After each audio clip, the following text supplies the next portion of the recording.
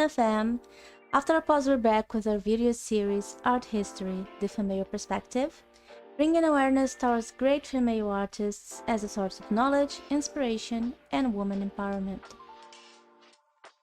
Today, we're going to talk about Frida Kahlo, and, well, if you don't know us, we're in a DAO, a home for female artists in the Web3. We empower women through financial support, education, and access to Web3 tools for creating NFTs, voting as a community, and a lot more. Ina DAO is made possible by our mother DAO, Creatives DAO, and the technology support and sponsorship of Near Protocol. If you'd like to know more about us and our sponsors, the links are on this video's descriptions. Okay, awesome. So today we're going to talk about the amazing Frida Kahlo, one of the most fascinating artists on the 20th century. Kahlo was a Mexican painter known for self-portraits and her unique style, which blended traditional Mexican folk art with surrealism and elements of realism. In this presentation, we will explore Kahlo's life, work, and legacy. I hope you enjoy learning more about this incredible artist and her contributions to the art world.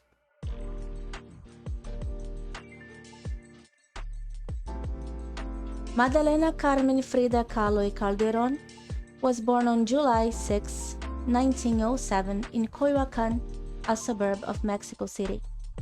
Kahlo was born in her family home, known today as La Casa Azul, or the Blue House, that today works as the Museo Frida Kahlo, where they have a lot of her personal objects and Diego Rivera's objects too, and also a bunch of her arts and objects and her bed, everything that Frida had.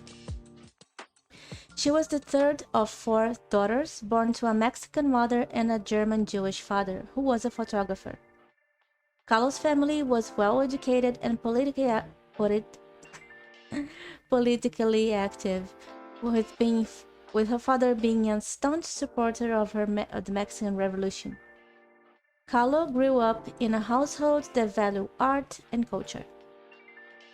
She was encouraged to explore her creative side from a young age and was exposed to Mexican folk art, which would later become a significant influence of her own artistic style. However, Kahlo's childhood was also marked by tragedy and pain. At the age of 6, she contracted polio, which left her with a limp and lifelong physical disabilities. She was forced to spend long periods in bed, which further fueled her interest in painting. Despite her disabilities, Kahlo was a bright student and attended the National Preparatory School in Mexico City, where she planned to study medicine. However, her plans were derailed when she was involved in a bus accident at the age of 18, which left her with severe injuries, including a broken spinal column, pelvis, collarbone, ribs, and a punctured lung. She was hospitalized for a month and then bedridden at home for 2 additional months. She began painting during this time after her mother gave her a box of paints and a portable easel. The bus from her accident was later a subject in her work, but she never painted the crash. During her long recovery, Kahlo turned to painting as a way to express her pain, emotions, and experiences. She began by painting self-portraits, which allowed her to explore her own identity and physical appearance. Kahlo would never fully recover from the damage to her body caused by the polio and the bus accident, but she continued painting even when bedridden by surgery or illness. She often painted self-portraits. She also began to experiment with different artistic styles and techniques, drawing inspiration from traditional Mexican folk art as well as from the work of European artists such as Rembrandt, El Greco, and Goya.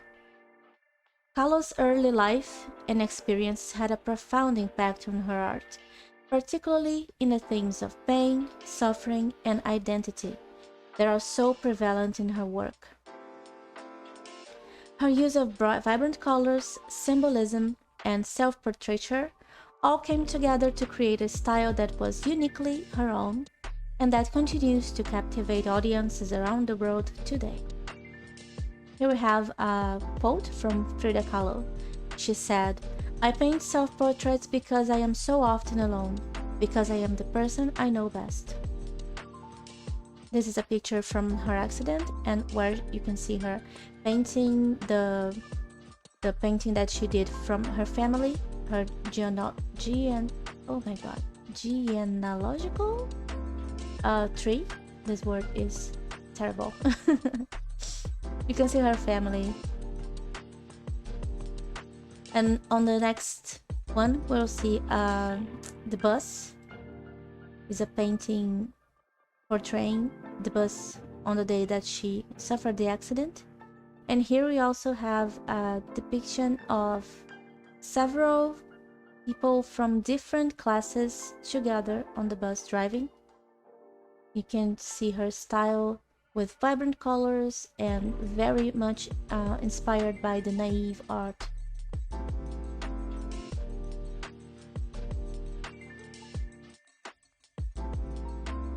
You can see also more self-portraits by her. Well, we'll check some, but you can see more on the Google Art and Cultures. They have several materials on Frida, and they have an exhibition.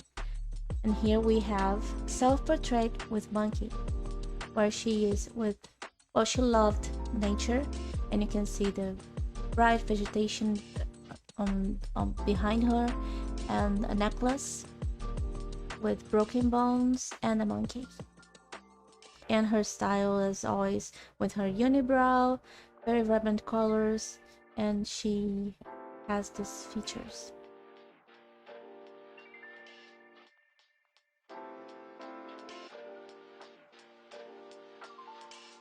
And now a little bit about Kahlo and her husband Diego Rivera. Kahlo met the famous Mexican artist Diego Rivera for the first time in 1922, when she was in high school. Rivera was painting a mural in the Selman Boulevard Amphitheater. In 1928, Rivera was painting murals for Secretaría de Educación Pública. Kahlo asked Rivera to look at the work she had created during her recovery from the bus accident. He told her that her work showed promise and to keep painting. Not long afterward, they began a relationship, and they married in 1929.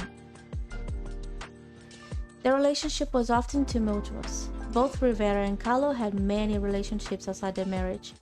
Their first marriage ended in divorce, but later they remarried. They remained deeply connected to one another throughout their lives.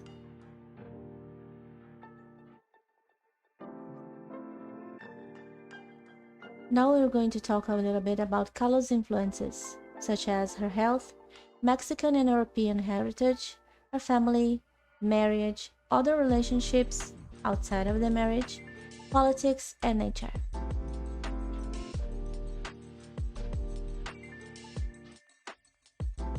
Regarding health, the physical pain and ailments resulting from polio and the accident continued to haunt Kahlo for the rest of her life.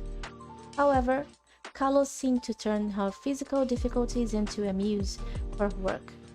Many of her works, such as the broken column here on the right, on the right or the left, show the deep connection between Kahlo's physical state and her emotion. Kahlo's physicality even influenced her fashion.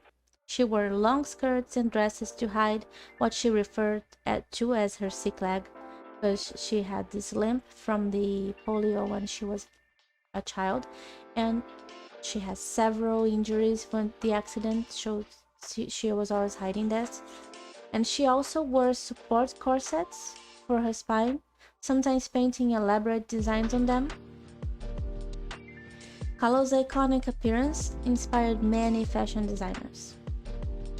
And also on this website that I'm going to leave here on the description, you can check a few exhibitions on her dresses, her clothes, and including her support corsets.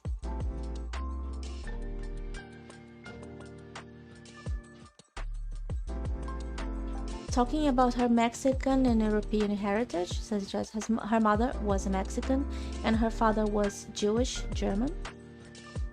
She had these influences in her style. You may have noticed from the photograph on the previous page that Kahlo's fashions were also heavily influenced by her homeland. Many of the dresses that Kahlo favored were from Tijuana origin. The Tijuanas are indigenous Mexicans from the Isthmus of Tehuantepec in the state of Oaxaca. Kahlo's mother was from Oaxaca and shared with Kahlo's elements of Oaxacan indigenous culture, including folklore. As a result, Mexican folk art often heavily influenced Kahlo's work. Kahlo's father was German, and European artistic traditions are also found in many of Kahlo's paintings.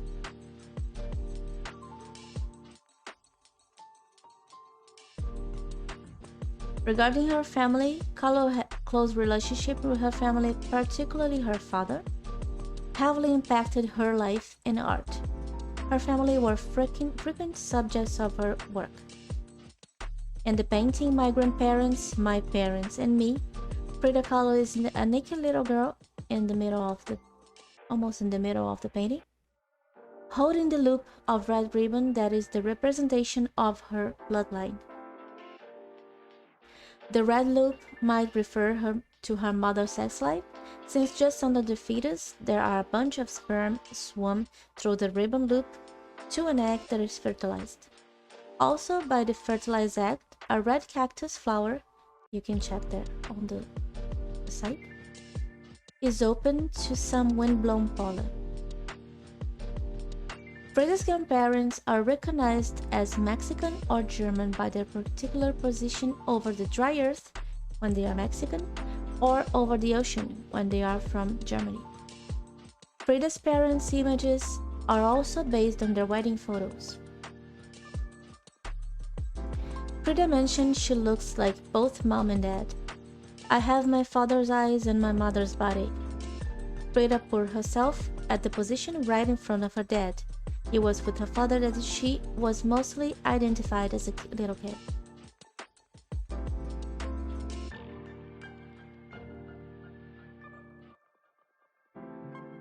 Other theme that was often portrayed in her paintings was the influences of her marriage. Kahlo's marriage to Diego Rivera also profoundly influenced on her art. Some works show her love for Rivera, others, like this one here on the slide, show her despair following a newly discovered affair or a recent breakup. Well, Frida's married life was almost a telenovela. In the self-portrait Memory of the Heart from 1937, Frida Kahlo expressed her misery and resentment over the affair that happened 2 years ago between Diego Rivera and Cristina Kahlo, her sister. In this painting, her face has no expression, but without tears. She cropped her hair very short and was wearing the European-style clothes, which style was her favorite when she was separated from Diego Rivera. They loved very much the Mexican style that she wore. That was very feminine and bright and resembled a lot, well, it talked a lot about her Mexican culture, portrayed her Mexican culture, which he was in love with. He was a very active person when talking about the Mexican Revolution and everything that regarded their country. And as always, she used the physical wounds to imply her physical injuries, as you can see on this painting. In the background was her schoolgirl outfit and her Tijuana costume, and each set of clothes have one arm, with Frida Kahlo standing there without arms and seems helpless. She stands there with one foot on the ground and the other on the sea.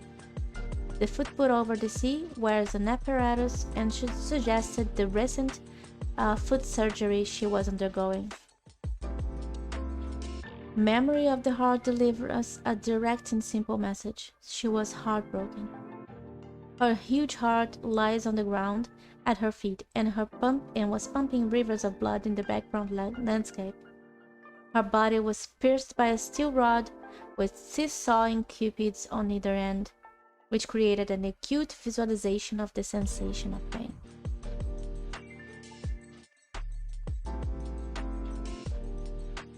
Rivera was well known for many extramarital affairs, and the couple's first marriage broke up because of this affair that he had with Kahlo's sister, Cristina. Kahlo also had several extramarital relationships with both men and women. Her bisexuality is sometimes portrayed with symbolical elements in her paintings. Like many paintings by Frida Kahlo, self-portrait dedicated to Leon Trotsky focuses on a particular event in the artist's life. It commemorates the brief affair that Kahlo had with the exiled Russian revolutionary leader Leon Trotsky, shortly after his arrival in Mexico in 1937. In this painting, she presents herself elegantly clothed in a long embroidered skirt, fringed shawl, and delicate gold jewelry. She's very feminine, very decorated, showing her best features. Flowers and coils of red yarn around her hair and applied makeup highlights her features. Poised and confident in her stage-like setting, Kahlo holds a bouquet of flowers and a letter of dedication to Trotsky that states, "With all my love." Kahlo, like many Mexican artists working after the revolutionary decade that began in 1910, was influenced in her heart and her life by the nationalistic fervor known as Mexicanidad. The artists involved in this movement rejected European influences and favored a return to the country's native roots and folk traditions. Kahlo often wore the distinctive clothing of Tehuantepec, the women in the southwest of Mexico wore. She was also looked to pre-Columbian art and Mexican folk art for forms and symbols in her paintings. The compositional elements of the curtains, the stage, and for example, draw upon Mexican vernacular paintings called retablos, devotional images of the Virgin or Christian saints painted on tin, which Kahlo collected.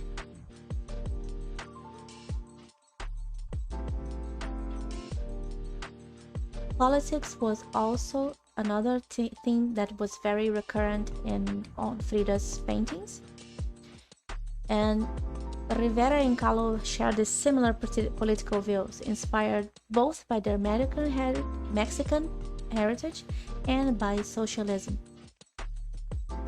Apart from the Mexican Revolution, perhaps the greatest source of inspiration in Kahlo's life was her lifelong partner Diego Rivera.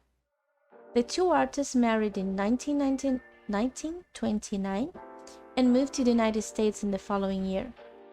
While her husband was busy painting a number of commissioned works, Kahlo grew increasingly homesick and unhappy over the course of their 3-year stay. On a more political level, this period made her very critical of the United States, which she viewed as the embodiment of exploitative industrialization and capitalism. Frida Kahlo's politics, Frida Kahlo's self-portrait on the borderline between Mexico and the United States is the name of this painting, is on a private collection. And this painting, on this painting, she illustrates a clear dichotomy between the two countries. The Mexican side, to the other side. The Mexican side is represented by colorful images of nature, history, and cultural heritage, as the landscape of dull great factories and pollution is used to represent the United States. While the flag in Kahlo's left hand makes it clear where the artist's loyalties lie, it is important to note that the electricity generator that supplies power to the pedestal that breeds Carmen Rivera painted her portrait in the year of 1932. Equally important is the fact that the same generator is parasitically attached to the roots of the plants on the other side of the border, an allusion to the exploitative nature of the United States relationship with its southern neighbors in her vision. Kahlo also was a huge fan of nature in her paintings, but she collected plants throughout her life, and her garden was filled with them, including if you go to the website of the Museo Frida Kahlo, where they have an exhibition of the Blue House, you can see her garden is very filled with different plants, flowers, and fruitful plants with a lot of diversity. And she also had many pets, including monkeys, as you saw on that painting, Frida with monkey, dogs, and birds. Her love of the natural world is expressed in many of her paintings. Sometimes the plants in her paintings have both botanical and human characteristics, as we will see in this painting here, called pitayas. In this painting, Kahlo described the sweet fruit as such. It is fuchsia on the outside and hides the subtlety of a whitish-gray pulp flecked with little black spots that are seeds inside. This is a wonder. Fruits are like flowers. They speak to us in provocative language and teach us things that are hidden. This is a quote by her. Like her words, the embedded iconography and provenance of the painting reveal the intimate events of Kahlo's private life and highlights the start of her career as an internationally renowned artist. That career, much like the journey of the pitayas, had just begun, because we'll talk a little bit about this painting that suffered a few modifications with certain events of her life. Upon the close of the Mexic exhibition, pitayas, this painting here, remained unsold and returned with Kahlo to Mexico in April 1939.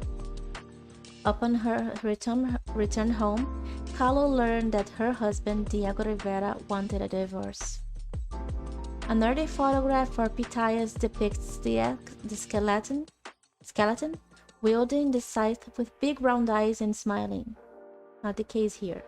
This painting here is already changed. It's the second stage of it.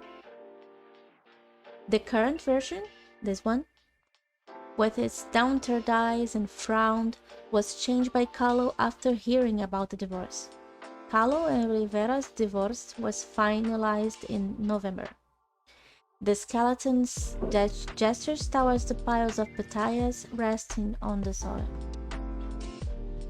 Much like the pitaya fruit, with its delicate, fleshy center concealed inside its bright pink exterior, Kahlo embedded a deeply personal history in this vibrant still life.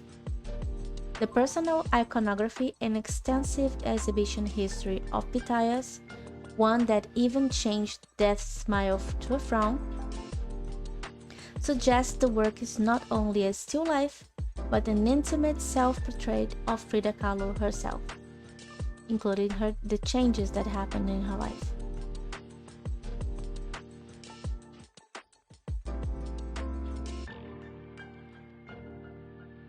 To wrap it up, Kahlo has inspired artists of all types around the world. You saw earlier that fashion designers throughout history have used her characteristic style as inspiration. Visual artists, performers, and others have also channeled Frida Kahlo in their artistic creation. To know more about Frida and her life, check out this amazing immersive experience created on the Decentraland metaverse.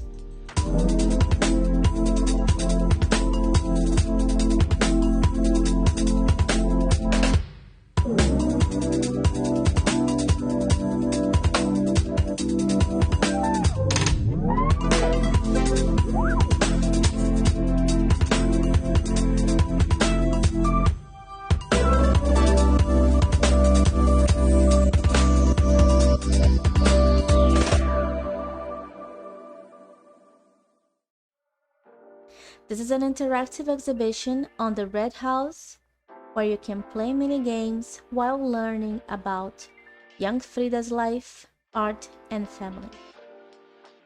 There's also this other great online experience on the Museo Frida Kahlo on the website where you can tour the Blue House where Frida spent the biggest part of her life, where you can see her paintings, her beloved objects, some sculptures that she created with papier-mâché,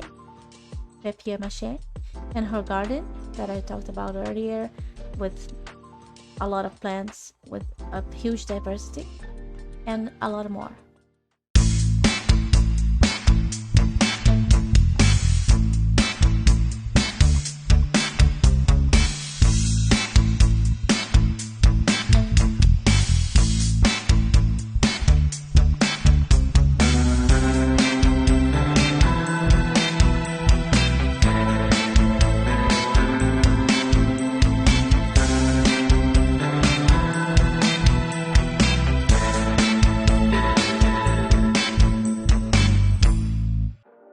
Thank you for watching this talk about the great Frida Kahlo, and I hope you had a great time.